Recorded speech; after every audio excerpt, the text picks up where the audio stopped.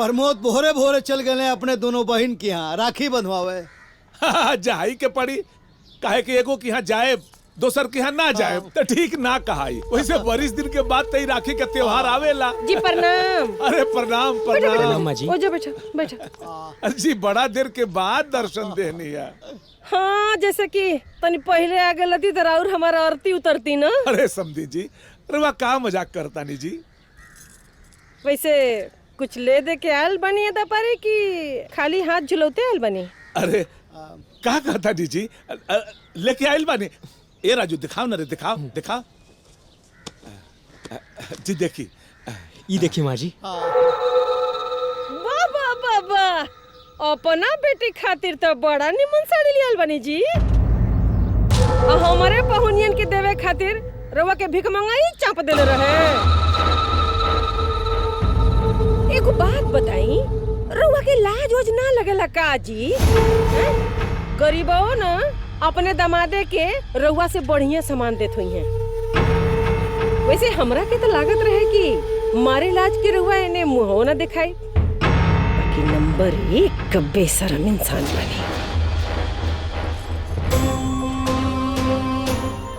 जाई बनवाली राखी, जा रक्षा करिए जा।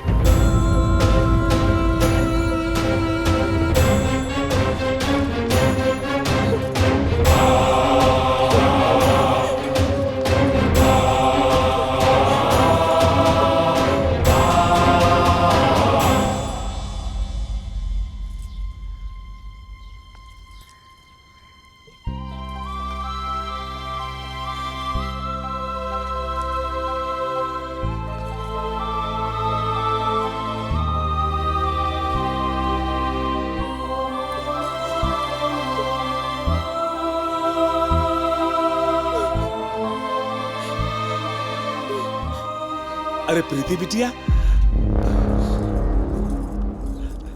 अरे बचवा। बाबूजी सुखी रहा प्रणाम बिटिया। बाबूजी। प्रणाम दीदी। आई बैठी ना,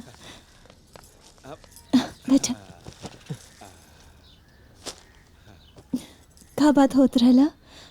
ए बिटिया, तो हर सास हमसे मजाक करे लगनी है, तो हम लगे नहीं है मजाक करे। अब समझने से तो मजाक चल भी कर लानू। काहे झूठ बोलता नहीं बाबूजी? रवा लोगन साथे कैसन व्यवहार भाई हम सब अपना आँख से देख लेनी। अब जाए दे बिटिया, का करबो? हमरा के ताना मार ली, हम बर्दाश्त कर लेनी, लेकिन हमार बाबूजी के साथ ऐसा व्यवहार कहीं नहीं, हम कैसे बर्दाश्त करी?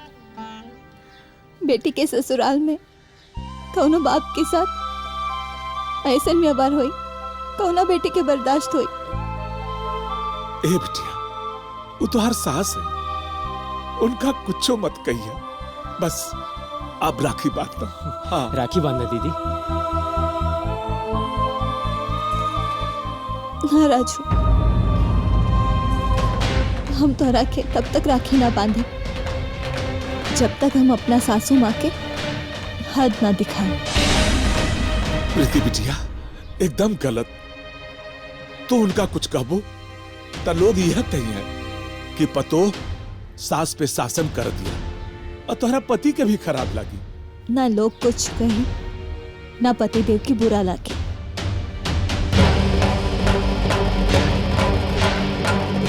अगर सासू नंबरी बाड़ी तो हम हूँ 10 नंबरी बन के दिखाओ। सासू नंबरी बहु 10 नंबरी, सासू नंबरी बहु 10 नंबरी। बाबूजी। हाँ प्रणाम। हाँ खुश रहो। हम ऑफिस से आवतनी। ठीक ठीक। बाबूजी चाय। अरे बहू, का भइला आज? इतनी देर से कहत रहनी चाय चाय चाय, आज लावे में देर काहे हो गई? वहाँ के ऑफिस जात रही ना, टिफिन बनात रही। अच्छा अच्छा अच्छा। बहू का बात, आज तू कहे इतना उदास लगत तारू? बाबूजी एगो बात पूछी। पूछो। हमार दूर की बुआ के ना एगो बेटी बिया। ओकरा पति के सामने हाँ ओकरा के केहू कभी भी ताना मारेली, कुछ भी बोलेली, कबो कबो तो हाथ भी उठा देली और ओकर पति बस चुपचाप खड़ा होके ना सुनत रहेला। अब रवा बताई कि ऐसन पति के का कहल जाला? बहू ऐसे पति के नामर्द कहल जाला।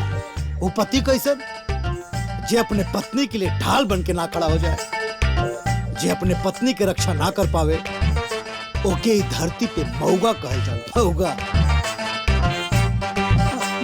तो बाबूजी हाँ रवा का है ये खुदे सोच ली।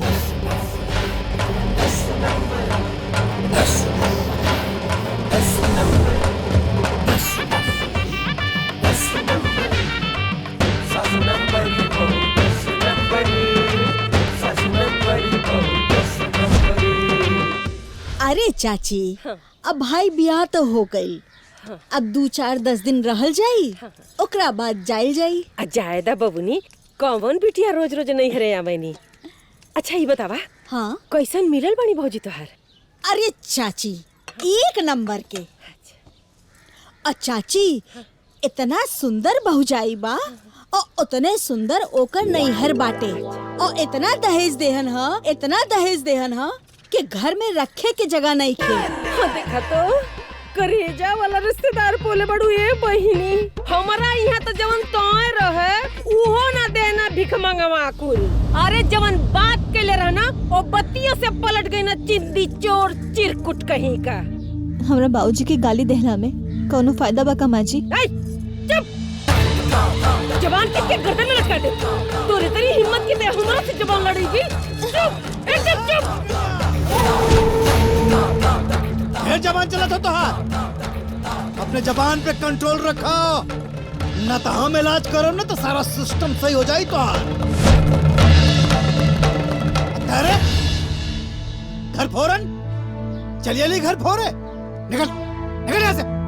जब देखा तब आए के परपंच मचौले हैं। नौटंकी कष्ट का।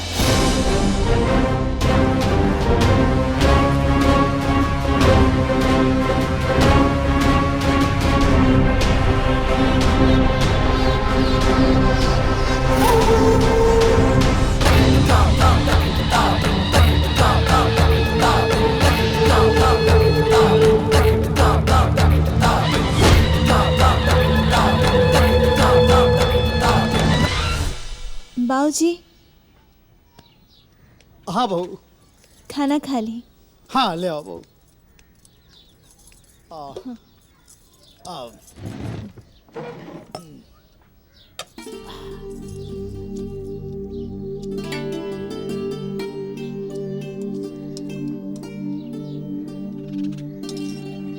बाबूजी दही लाई। अरे बहुत लेते आवा, काहे से कि बहू खाने के साथ हमके दही बहुत अच्छा लगेला। अभी लावतानी।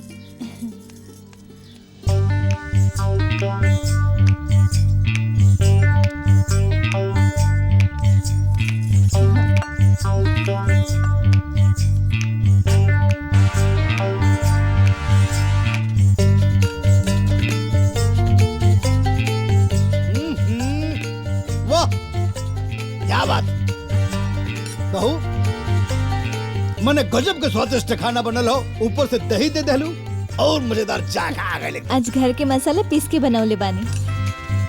घर का मसाला हो? हाँ। बहू एक बात हो, घर का जो मसाला होला ना ओके बात अलग हो। भोजन का राजा है राजा। और घर के राजा?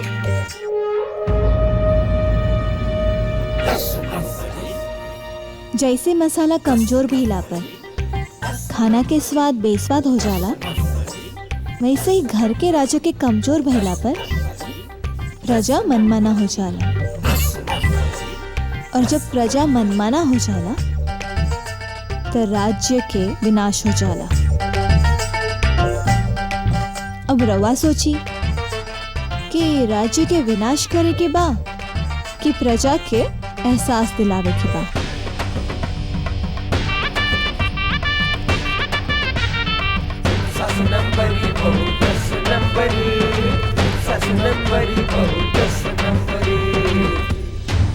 बहुत सही कह रहल बाड़ी। राज्य बड़ा होला, राजा ना। और हम राज्य के राजा हैं। अपनी प्रजा के हम समझाए। माई, ए माई, माई रे, कहाँ गई? का चक्रता रे का कपारे में घर उठोले बड़े? अरे ले तनख्वाह ले। ओ पूरा 15 को बा ना? का माई तोरा भरोसा नहीं के का? भरोसा नहीं नहीं मेहर आइल बा, का पता का अक्षर सरकार दे थोखा। अच्छा तो अपनी गिन ले। एक्सक्यूज मी,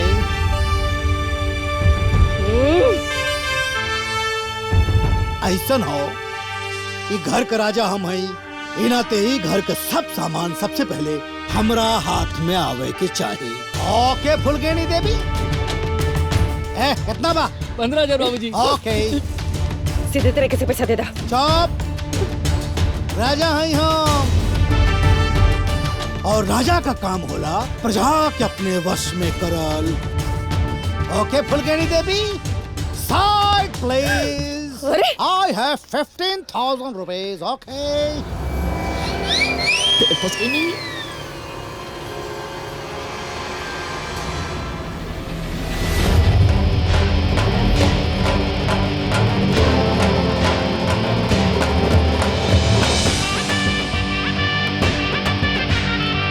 सासु नंबरी बहू 10 नंबरी, सासु नंबरी बहू 10 नंबरी। का हो तोहार इतनी हिम्मत कि तू फुलगनिया देवी से, अच्छा कौने में ठुसले बड़ा? फुलगनिया देवी के हाथ से पैसा ले लहा, हाथ नहीं के टूट गई, लगवा नहीं के मरलस, पैसा दे। शांति से पैसा दे तानी की ना।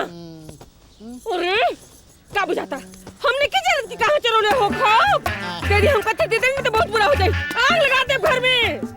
अरे और हम देखा तनी कि कैसे रात चलाओ तनी पैसा, कैसे पैसा चलाओ तला बताओ तनी, बहुत बुरा हुई।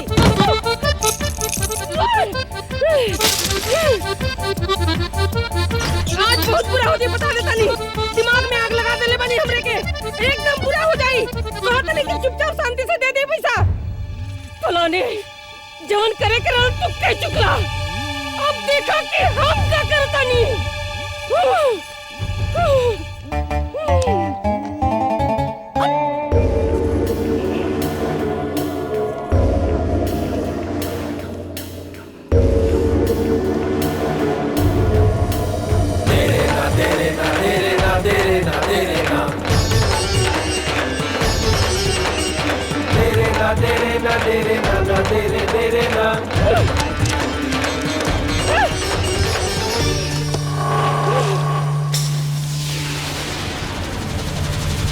अरे माई, रुक, माई के क्रिया आगे ना बढ़ बेटा। रोकी ना माई के। माई देख ऐसा मत कर। मार दे। माई ऐसा मत कर। माई क्या कर? बाबूजी माजी कुछ अनहोनी हो जाए। माजी रुक जाए। माजी बाबूजी रुक जाए ना। माजी क्या करे ताली? बाबूजी देखी ना। रोकी ना माजी की। माजी सुनी, ऐसे मत करी माजी। मैं मत कर रही थी, मैं हाथ जोड़ माजी रुक जाए। रोकी ना माजी की। माजी क्या करे ताली? नहीं 5 मिनट, अगर 5 मिनट के अंदर हमारा हाथ में पैसा ना आई तो हम अपने आप के आग लगा दे। आग लगा दे। आग लगा दे। आप दे दो पैसा। ला कहाँ से इतनी हिम्मत आ गई हो? जौन आदमी हमरा से आंख मिलावे में पसीना छोड़त रहे, आजू हमरा की आंख दिखाओ था।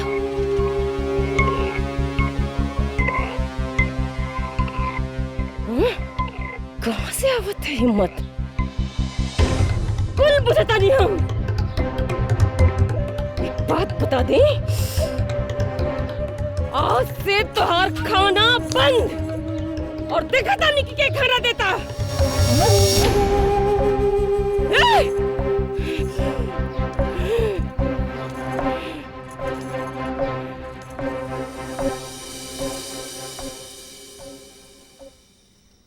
बहू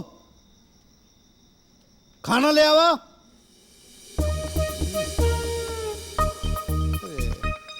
अरे बहू बहू खाना ले आवा। भूख लगल हो। हे भगवान, पेट में चूहा काटा था मैं, पता न का। बहू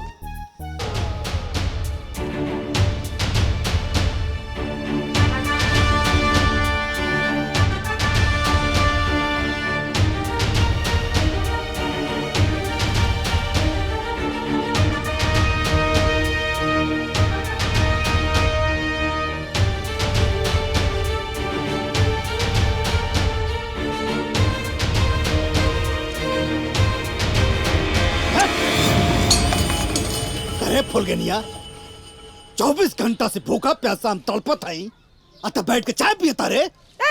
निकम्मा निकल्ला लाई का बोरा। चाय पिए खातिर ना इंसान के चाय पिए जैसन औकात भी होखे के चाहिए। बाय का ना, बिल्कुल ना। एगो दरिद्र खानदान के लड़की हमरा घर में आके रानी बन के बैठल बिया और हमसे ज्यादा होकर औकात हो गई बिया। हाँ? अब हम तो के बतावता नहीं औकात का होला। औकात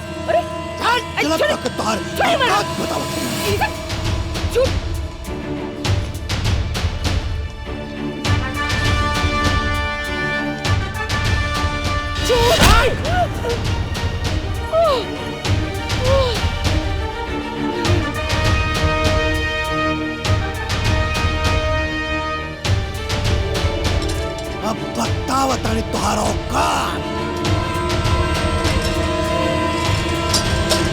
देख ले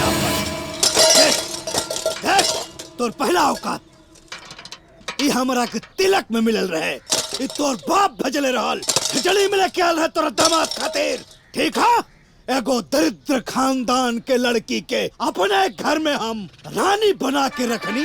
आज हम ही के आंख दिखावतिया, आंख दिखावतिया हमरे के। हाँ? हाँ, बर्दाश्त का हद हो गई, बहुत बर्दाश्त कैनी। अब पानी हमारा खोपड़ी के ऊपर जाता। हमें घर का राजा हैं, अब वह होई जवन हम चाहब हम। बहुत देर से तो ड्रामा देखता नहीं, बहुत देर से तो ड्रामा देखता नहीं। चुप चुप।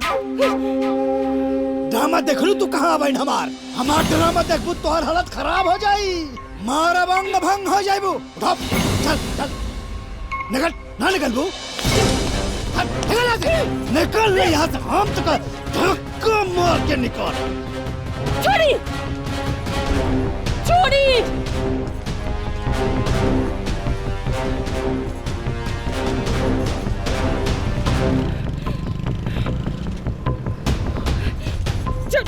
छोड़ी हमरा के। बाबूजी, बाबूजी, का तमाशा के लिए बनी रहुआ? चुप बेया, तोरा सामने ये बुढ़िया हमारी इज्जत उतारत रहे, तब सारा तोरे मुंह से आवाज ना निकलत रहे। हट जन, मारब कन पड़े से खून बाहर आ जाए। हट हट। अरे बाबूजी, बात तो सुनिए। छोड़ी ना हमारा हाथ की रवा समझ में नहीं। अरे हमारा तो छोड़ी छोड़ी, कहाँ ले जाता नहीं रवा हमरा के।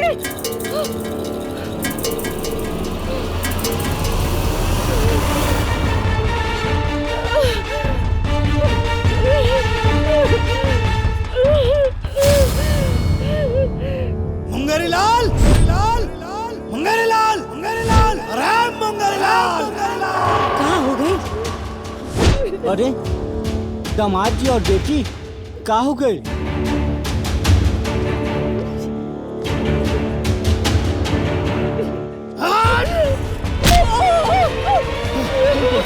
संभालो अपनी बेटी की।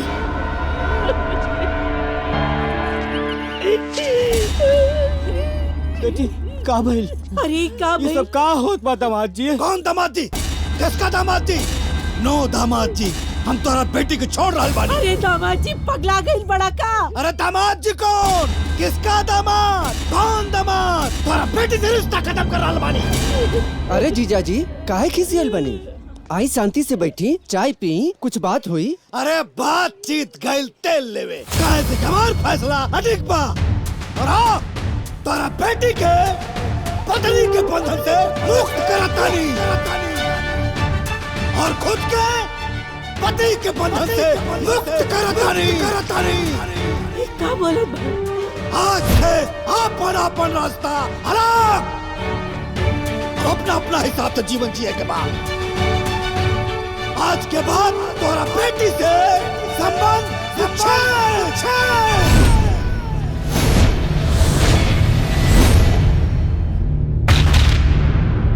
राजा राजा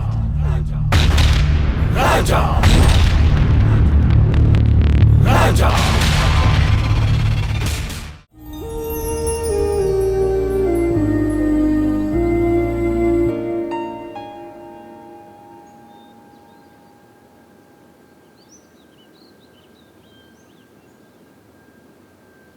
का रे भनमतिया? हाँ बोला। अरे काल तीज नु ह। हाँ तीज है तो और तो पहले पत्तो सिंगार पटार करे ले के सास करे ले। तो हम का लोग के रोकले बानी? करस तो दिया लोग और हमरा के का सिखावत रे? अरे हम तो भुला गई नहीं हम क्या हम तोर माई है तेनु हमार माई हवे। अरे पोता अरे पानी ले रे। अरे नानी जी जाए दे, हमनी के सास के सेवा ही तीज त्योहार है। हाँ अम्मा जी के सेवा ही हमनी खातिर पूजा बा। ज्यादा होता ज्यादा का होता ज्यादा रे? कुछ ना नानी जी, ई तीर एकदम निशाना पर लागल बा। ली पानी पी ली। अरे देखत नहीं रे हाथ में मेहंदी लागल बा। हाँ देने अपना अम्मा जी के पानी हम पियाई। ली अम्मा जी।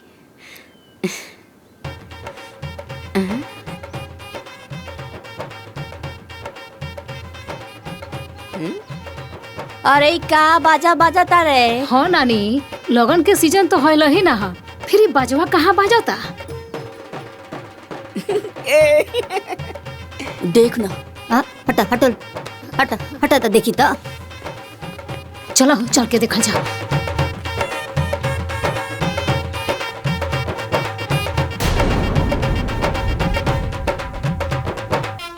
ये यहाँ कैसे?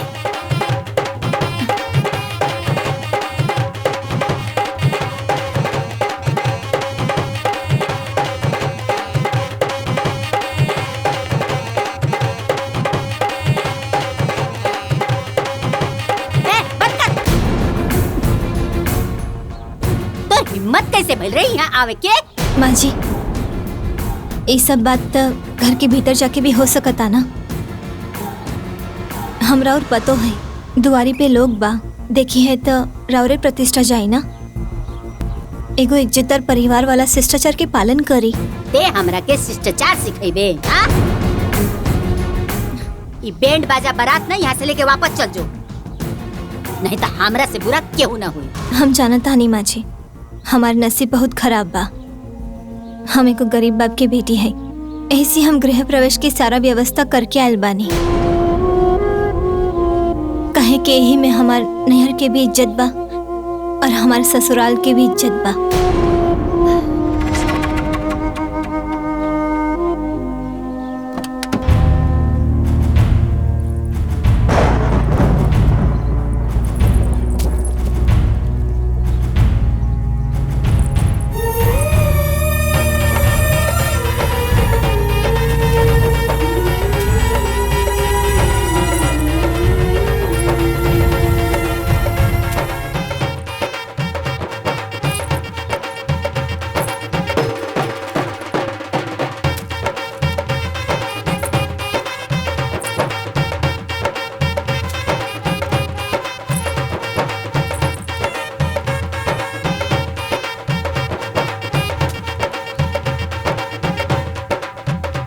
माँ जी एजा तक तो हम अकेले आ गए नहीं, अब एजा से आगे भी अकेले ही जाए के पड़ी का? अनीता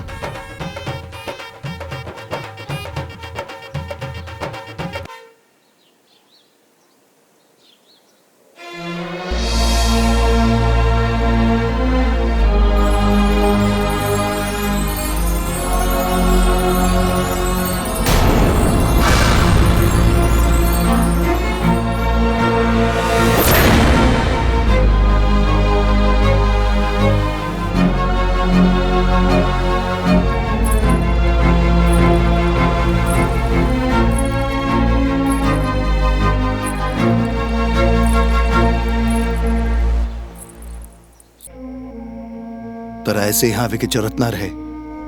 हम सब संभालत रहनी, आ धीरे धीरे सब ठीक हो जाइत। आखिर कब तक हम अपना माई बाबूजी के कपड़ा पर रहती? लेकिन वो भी तो तोहरे घर है ना।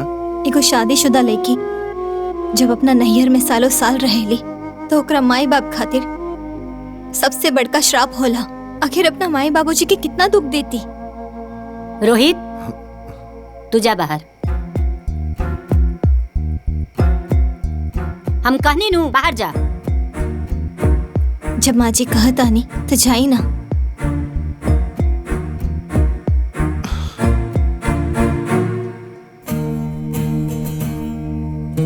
बताओ, तोर बाप कितना बेशरम बारे। हाँ, भिखारन बाप के भिखारन बेटी।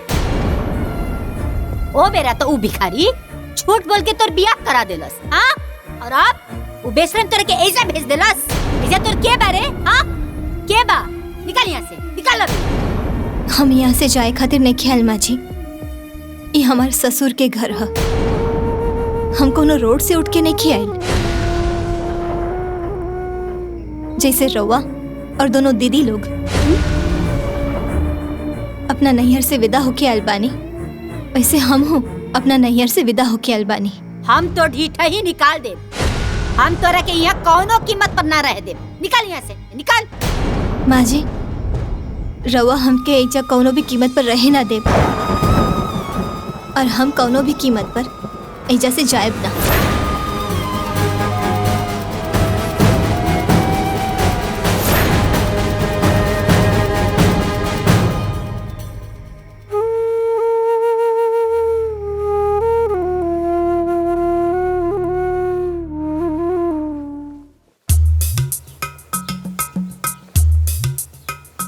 बताई दीदी, ये बुढ़िया खाली हमनी के आंख दिखावे।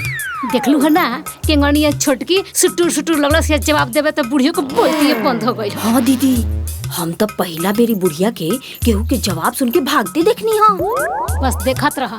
ए बुढ़ियो के बोलबाला पर न बहुत जल्द लग जाई ताक। अच्छा हुई। हाँ, खाली चचियाली। तू हमरा के को हाली न बतौलू हा, और अचानक आवे के प्लान कर लेलू। ये हमारे सुहागिन जीवन के पहला तीज के व्रत है। जब हमारे घर आई जाबा, हमारे सुहाग आई जाबा, तो हम वहाँ कैसे रह सके नहीं। मतलब तू तीज करे खातिर आयल बाड़ू? एकरा यूं ही तीज के व्रत मत कही। ये हमार खातिर सुहाग के अखंड व्रत है।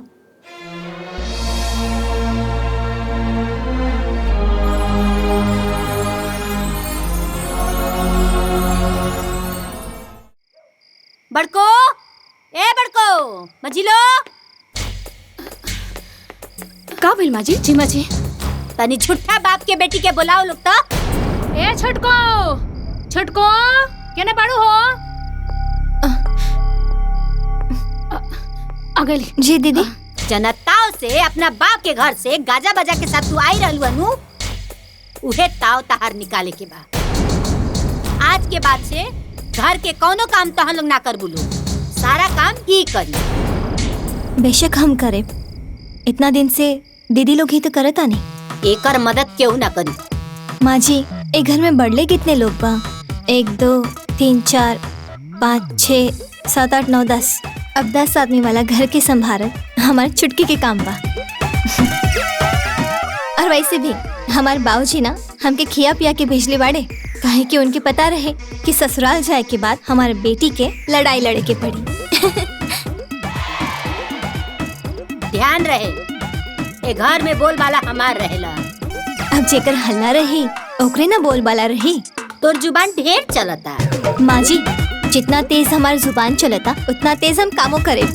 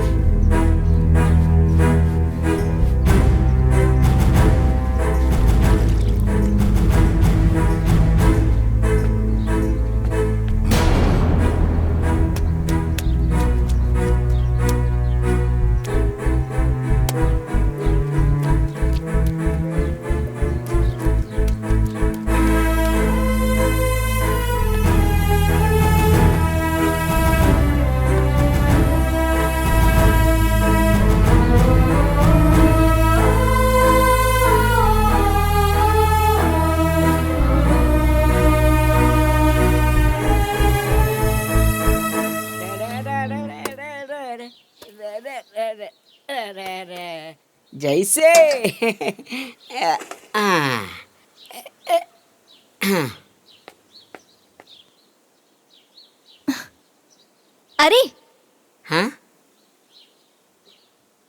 रवा रहे दी, हम बना दे। ए बहुड़िया, हम ई घर के नौकर है नु। उसे का भइल, बाकी इंसान तो है ना। जैसे आज सबकी छुट्टी, आज रौरो भी छुट्टी। छुट्टी? ए बहुड़िया, आज हमके पहली बार बुझाए नौकरों के छुट्टी होला। बस रवा हमके इतना बता दे कि नाश्ता में सबके काका पसंद बा। हाँ, वैसे तो जे बनेला सब लोग खा लेवलन, बाकी पूरी भुजिया पर ज्यादा जोर मारेला लोगन। ठीक बा, तब आज पूरी और भुजिया ही बनी। ठीक बा।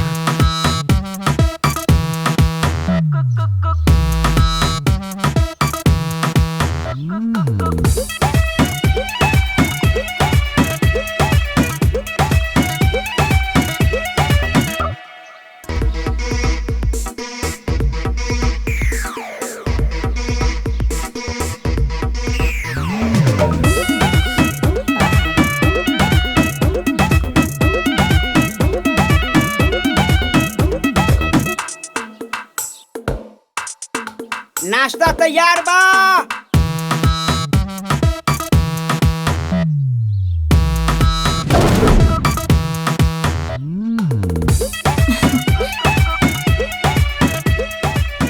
तब शुरू करी लोगन।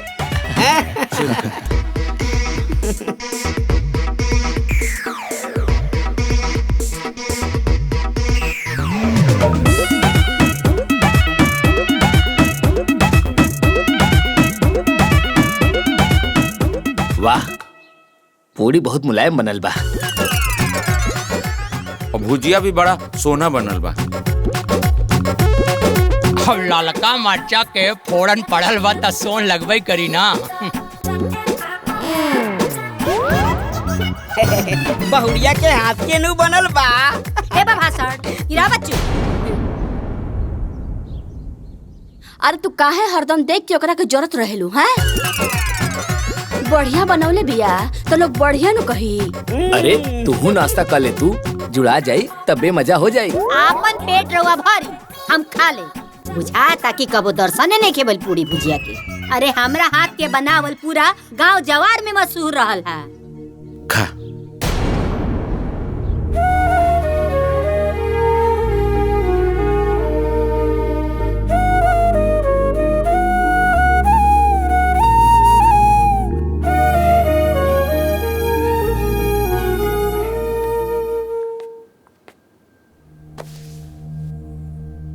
नाश्ता कैसे रहला?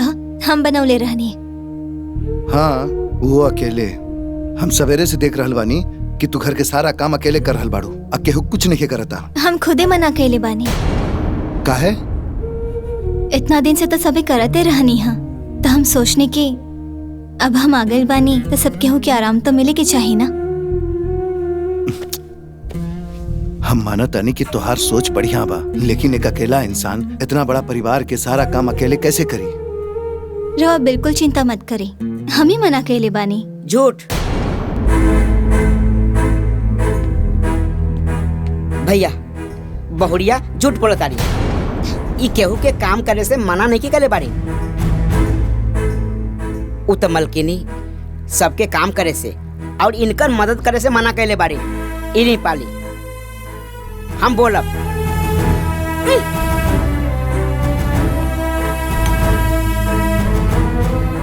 तू जानवर होगा कि अकेले खटत खटत मरबू? हम अभी जाके माई से बात करता नहीं। रवा मत पूछी। ए घर के लोग के दिल जीते खातिर, ए घर में अपन स्थान बनावे खातिर हमके जितना मेहनत करे के पड़ी हम करे। आखिर हमके अपन जीवन एहिजा बितावे के बना, और कबो न कबो माची के कलेजा जरूर पिघली हमरा खातिर।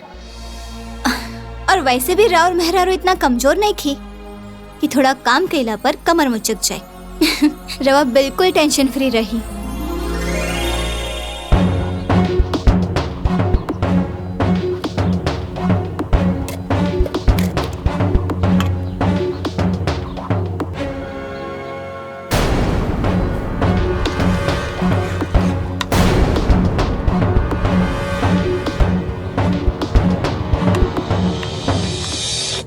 इतना ना नमक मिर्ची डाले बानी कि खाते ही मुंह में आग लगी। ले आवा खाना, नमक मिर्ची के बहाने तार मुंह पर फेंकब। माँ जी,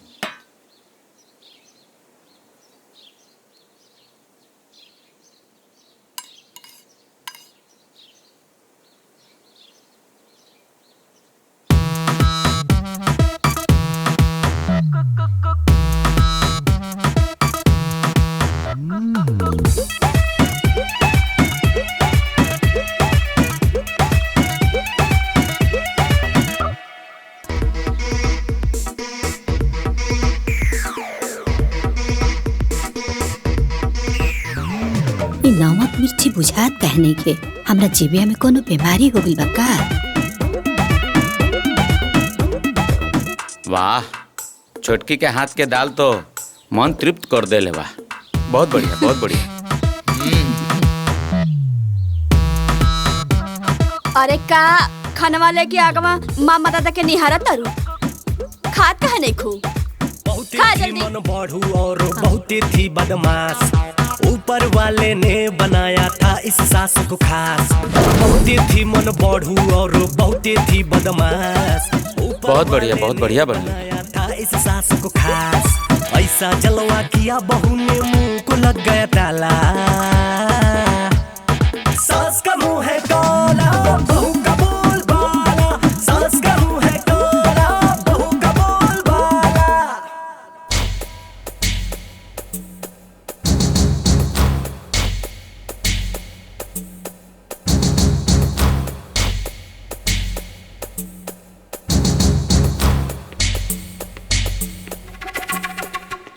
दाल में नमको मिलावले रहनी है, सब्जी में मर्चो मिलावले रहनी है, फिर भी सब ठीक रहला।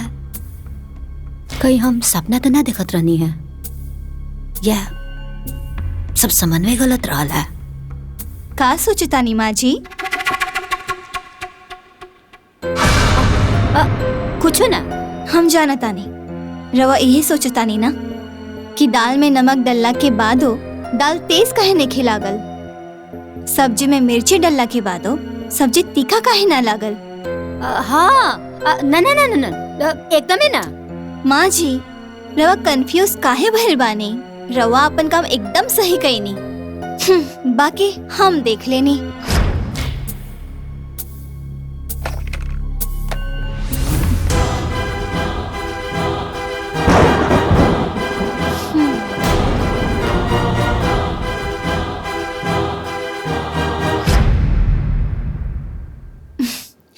समझ में आयल माँ जी? रवा डाल डाल तो हम पात पात। हम सोचनी कि नफरत के प्यार में बदल जाओ, यही से सब्जी और दाल दूसरा बना देनी। अरे माँ जी, हम ऐसन खेलने खेल कि राउल सब गणित भइल फेल।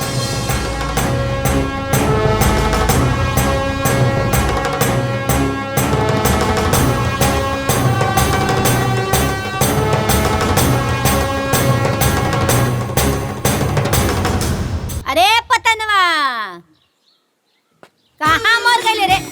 जी मलकिनी, चाय कहाँ बरे हमार? आज हम चाय न बनाई, हम छुट्टी पर बानी। छुट्टी पर? तोरा के क्या छुट्टी देला सरे?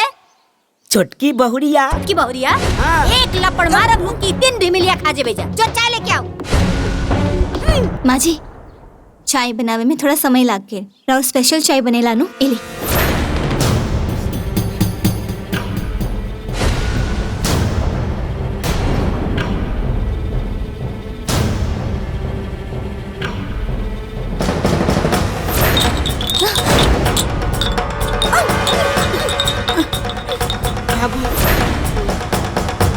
आखिर कितना नफरत करे हमरा से? तोरा के हम 15 दिन के अंदर में घर से बाहर निकाल के रहो। और यदि ना भगा पैनी तब?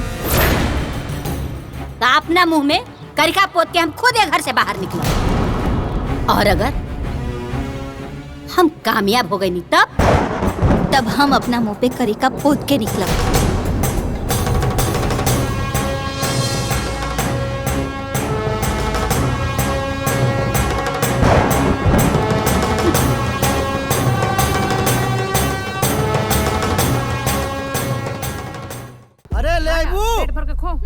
पढ़ाई लिखाई में बहुत मेहनत करे के पड़ेला।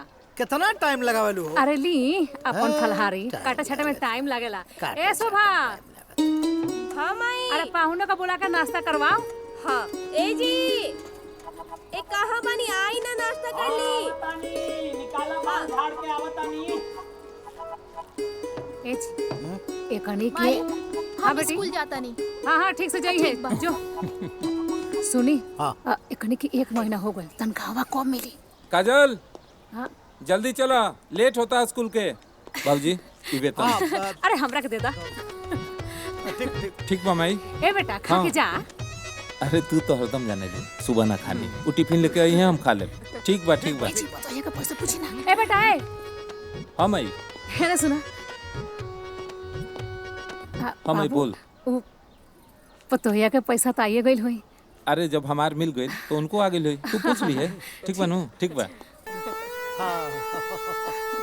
आ गइल पैसा 2 4 5 6।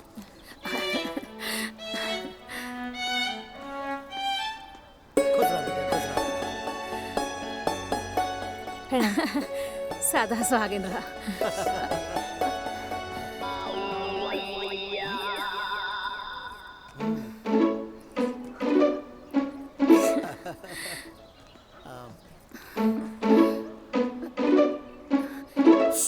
अरे बेटी। जी माँ जी। वो कहा कि आनंद अपन तनख्वाह दिला है। अब घर में बहुत सारा लोन चुकावे के पड़ेला। ट्रैक्टर के, मोटरसाइकिल के और भी बहुत सारा खर्चा बा। अब वो कहा कि तहार तनख्वाह तो मिलिए गई होई, दे दे तू तो। वो तो हम दे दे नहीं। क्या करा के? अपना पापा के। हाँ आवतानी। अच्छा माँ जी।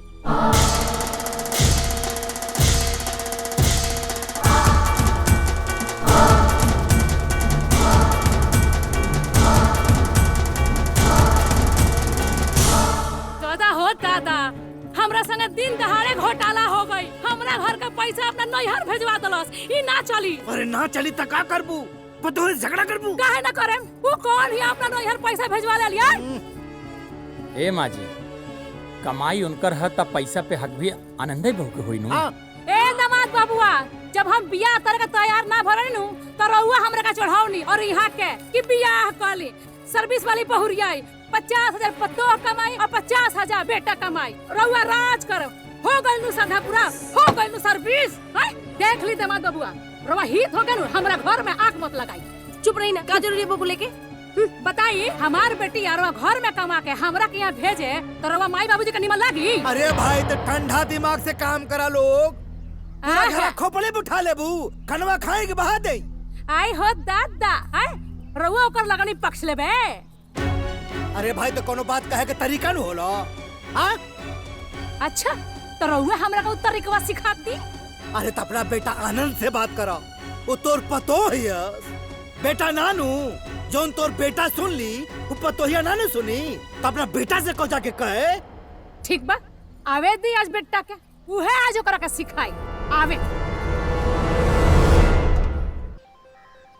काजल के बाबूजी, कहाँ बानी रहुआ?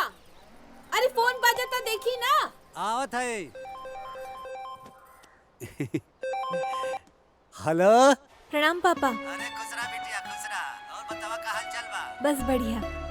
काजल के फोन है का? अरे तो हमरा के दी ना, खुद बतिया लेब का। का होता? तो हर माई तोरा से बतिया खातिर छटपिटाता नहीं। ला बतिया उनसे। प्रणाम माई। खुश रहा बेटा। कैसन बाड़ू तू? बहुत बढ़िया। का करे तारू? कुछ ना, रोटी बनावतानी। बेटी के याद नहीं खियावत ना? ए बेटी, जोने माई बाप के एगो औलाद होखे, ओके अपने बेटी के याद काहे ना है? अच्छा पापा, हम अकाउंट में पैसा भेज देले बानी।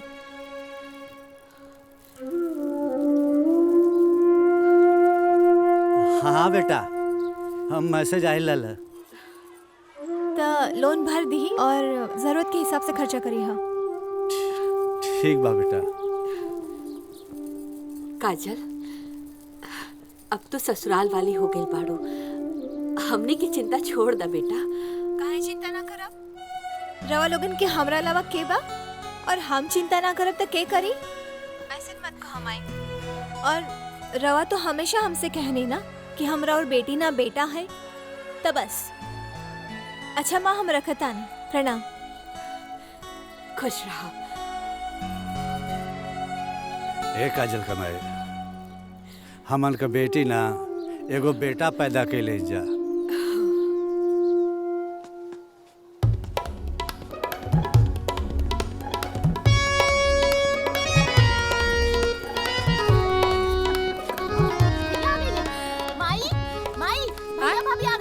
भैया आ गई। चुप, भैया के बुला के ले। और सुन, बनाने का मत आवे दिए, खाली भैया के भेज।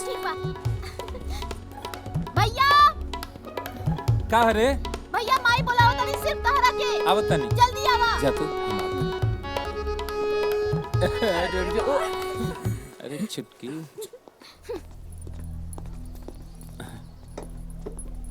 हाँ माई बोल।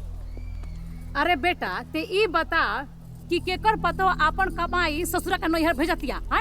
अरे का भइल बा? का भइल बा मतलब तोरा कुछ मालूमे नहीं खे? कोनो बात नहीं खे, हम बता देता। बहुरानी बाड़ी नु, तू अपन सारा तनख्वाह उठा के नैहर भेजवा देले बाड़ी। मतलब रहिए इहां, ठुसिए इहां, अमनी ऑर्डर भेजवाई है नैहर। बता, एक बात बताओ, एक गौवा जवारवा में केकर पतो अपना नैहर भेजती अपना ससुरा का कमाई है? जाके उनका के समझा दे कि उनका तनख्वाह पर नु उनका माई बाप के ना हमनी का अधिकार बा। लेकिन ये बात हम कैसे कहीं? कैसे कहीं? ते ना समझाइबे तो ओकरा के समझाई जब ओकरा समझ में नहीं आवत? अरे जाए देना माई, हम अपन तनख्वाह तोरा के देते नहीं नु। अरे बेटा, ओकर माई बाप नु हमरा के नौकरानी बना के घर में नहीं भेजे कि सेवा करम हम आ मेवा खाई ओकर माई बाप। पैसा पर से तो पहले ही अधिकार हट गई, कल के पोता पोती होई तो कनियों पर कौन नया कानून लागू कर दी? माई जौन तू कहत तारिस नु हम सब समझता नहीं। ई बात तू काजल के तू ही काहे नहीं समझावत? मतलब ते ना समझेगी? देख माई, हमार कहल शोभा नहीं के दे, ई बात तू ही समझा दे। ठीक बा बेटा, ठीक बा। बिगड़त त हमार तो बनावे के तो हमरे पड़े ना।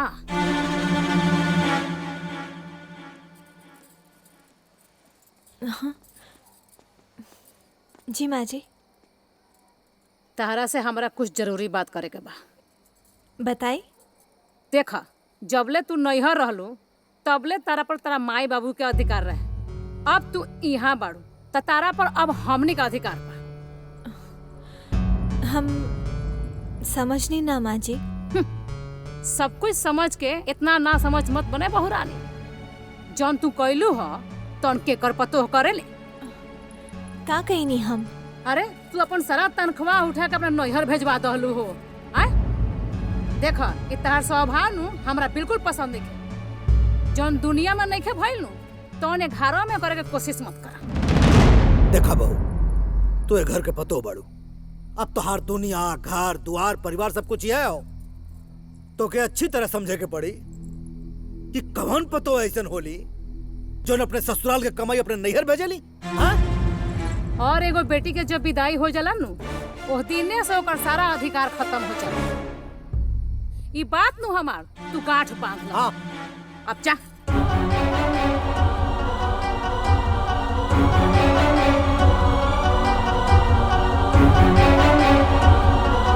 अरे जा।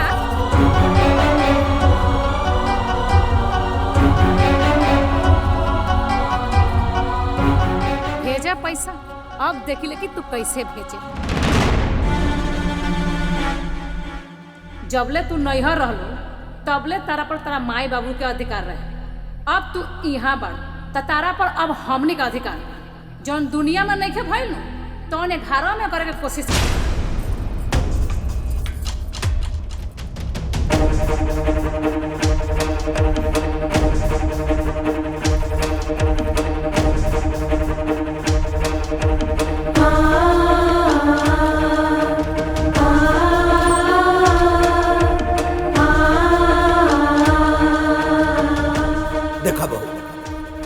के पतो बड़ू। अब तो हर दुनिया घर द्वार परिवार सब कुछ है। और एगो बेटी के जब विदाई हो जाला न, ओह दिने से ओकर सारा अधिकार खत्म हो जाला। ई बात नु हमार तू गांठ पा। काजल का भइल? काहे अपसेट बाड़ू?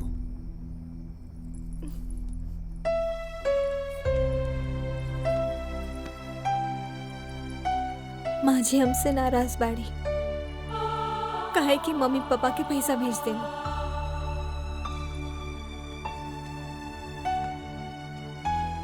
देखा काजल, अब ई दोनों घर परिवार तोहार बा। अगर हम तार पति बने तो वो लोग तार सास ससुर बा। उनकरो लोग के तो इम्पोर्टेंस बा तार लाइफ में।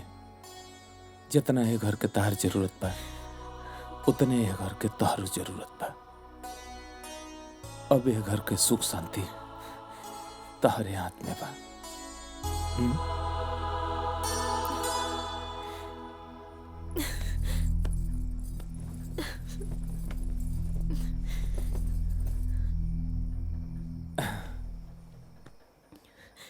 काजल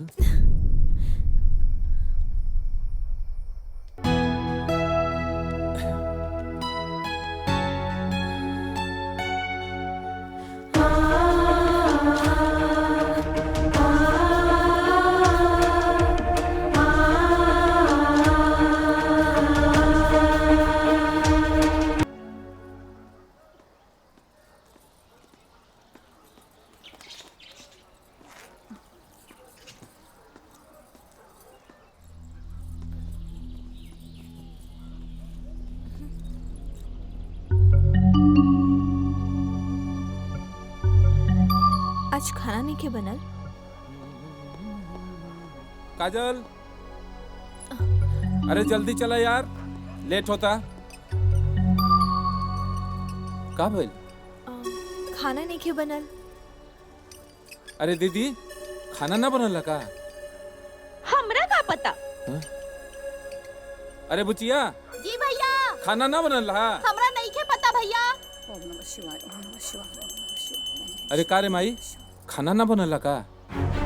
हमरा मन ना करतल तो ना बनौनी हम। अरे तो तोरा बतावे के चाही नो खाना ना बनौलू तो। कोनो बात ना, हम बना देता नहीं। जल्दी जल्दी। अरे तो ठीक बात, तू बना लो, हम गाड़ी साफ करत तनी। हाँ।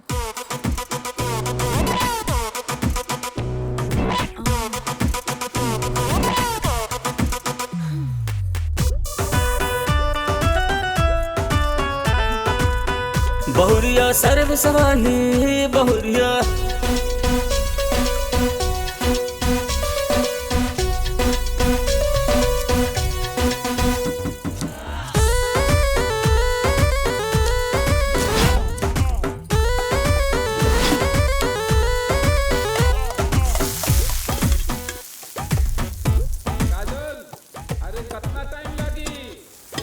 बस 10 मिनट।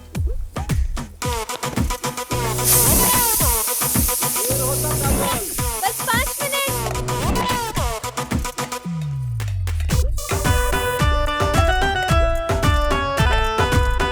बहुरिया सर्व सवानी बहुरिया। हम सब केहू खातिर खाना बना देले बानी। रवा सबे खा ली लोग। लेट हो गए बा।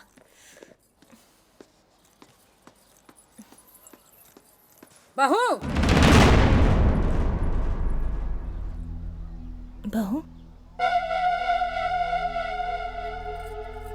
हम तरह के अपन बेटी मानत रहनी हम। यही से एक भोरे उठ के हम तरह खातिर खाए के बनावत रहनी कि हमरा बेटी के भूखे ना रहे के पड़े। लेकिन तू तो हमरा के अपन सास समझा तारू। तो सासे सही। अरे तारा खातिर तो सबसे पहले तारा अपन माई बाप बा, ओकरा बाद हम बन। तो उहे सही। आज से तू हमार बेटी ना पतोह पाड़ू, और पतोह के फर्ज होला कि घर के सारा काम करे। अब से ये घर के सारा काम अब तू करबो।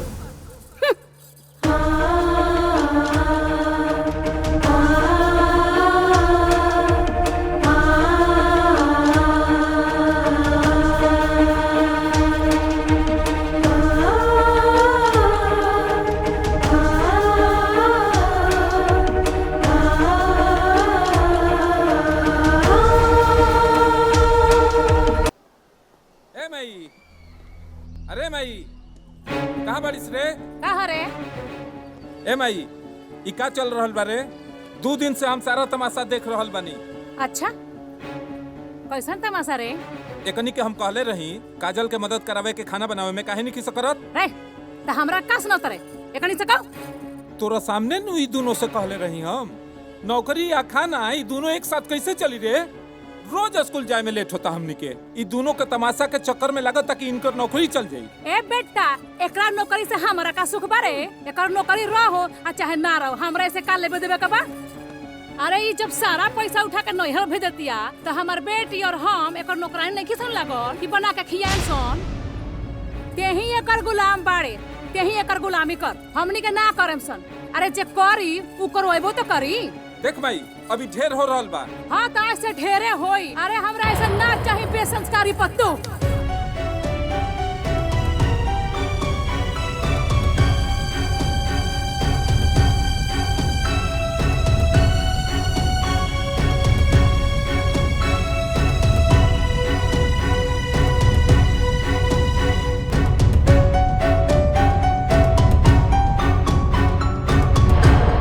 ठीक बा माँ जी, अगर रवा के ना चाही हमरा जैसन पतो तो हमो के ना चाही रवा जैसन सास।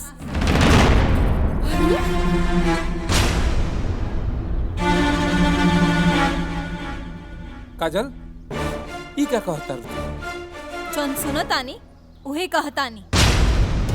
जे लोगन के दिल में हमरा प्रति हमदर्दी नहीं खे,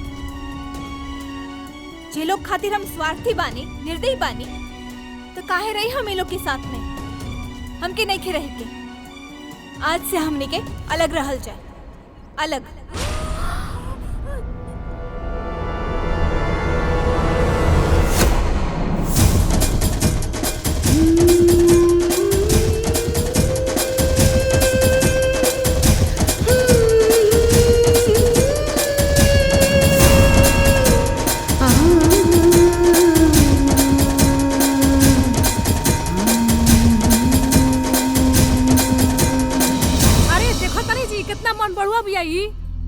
रे ते कता कता रे तेहू जो कोबर कर जो।